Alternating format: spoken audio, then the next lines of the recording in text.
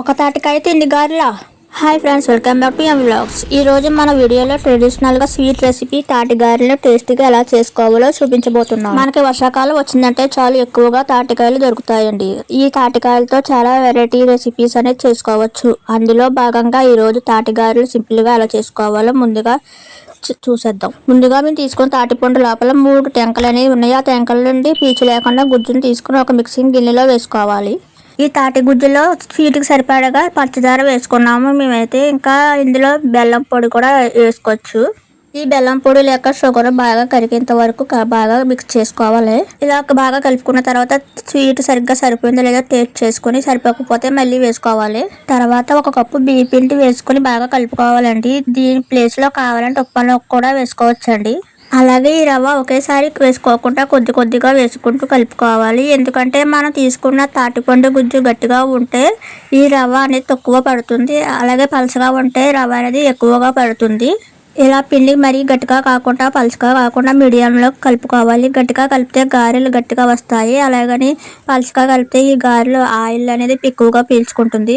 పిండిని మొత్తం కలిపిన తర్వాత వెంటనే గారెలు వేయకుండా ఒక హాఫ్ అన్ అవర్ అనేది మూత పెట్టి పక్కన పెట్టుకోవాలి. మనం వెంటనే గారెలు వేస్తే ఈ రవ్వ అనేది సరిగ్గా నానక ఈ గారెలు అనేవి గట్టిగా వస్తాయి. తర్వాత స్టవ్ ఆన్ చేసి ప్యాన్ లోకి డీప్ ఫ్రైకి సరిపడంత ఆయిల్ వేసి బాగా వేడి చేసుకోవాలి. తర్వాత మంటను మీడియంలో పెట్టి ఇప్పుడు గారెలు చేసుకోవడానికి పిండిని అంతా చిన్న చిన్న ముద్దలు కానీ చేసుకుని ఒక ప్లేట్లో పెట్టుకున్నాము. ఇక్కడ అసలు మేము ఏంటంటే మేము చేసిన ఒక చిన్న పొరపాటు మీకు ఎక్స్ప్లెయిన్ చేస్తున్నాను.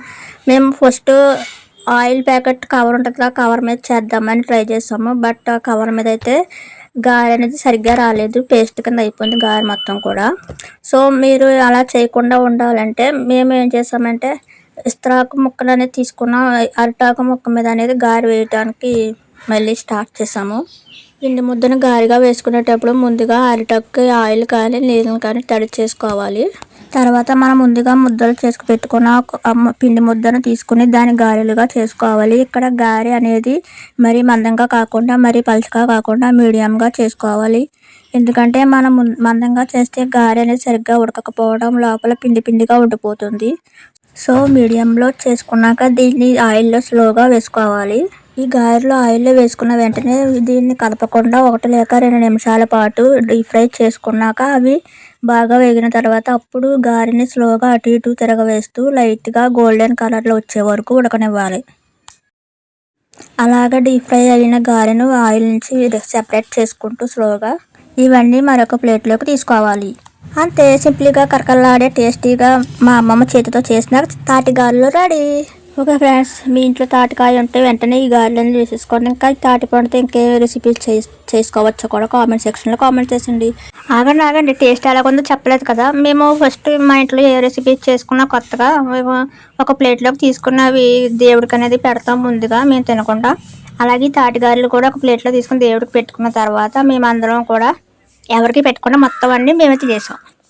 చూసారా, దీన్ని బట్టి అర్థమైంది ఏంటి మీకు, అంత టేస్టీగా వచ్చినాయి అనమాట. అంత స్వీట్గా అంత కరకరలాడుతూ వచ్చినాయి తాటి గారెలు అనేవి, చాలా టేస్టీగా వచ్చినాయి. అండ్ మీరు కూడా వెంటనే ట్రై చేసింది. అండ్ వీడియో లాస్ట్ వరకు చూసారు కదా. వీడియో అనిపించిందో కామెంట్ చేసి, వీడియో నచ్చినట్లయితే లైక్ చేసి మీ ఫ్రెండ్స్ కానీ ఫ్యామిలీ మెంబర్స్ కూడా షేర్ చేసేయండి. ఎందుకంటే మనమే వండుకొని తినకూడదు కదా, మన చుట్టాలకి అంటే మన ఫ్రెండ్స్కి కూడా షేర్ చేస్తే వాళ్ళు కూడా వండుకొని తింటారు కదా. Okay friends, bye, stay tune.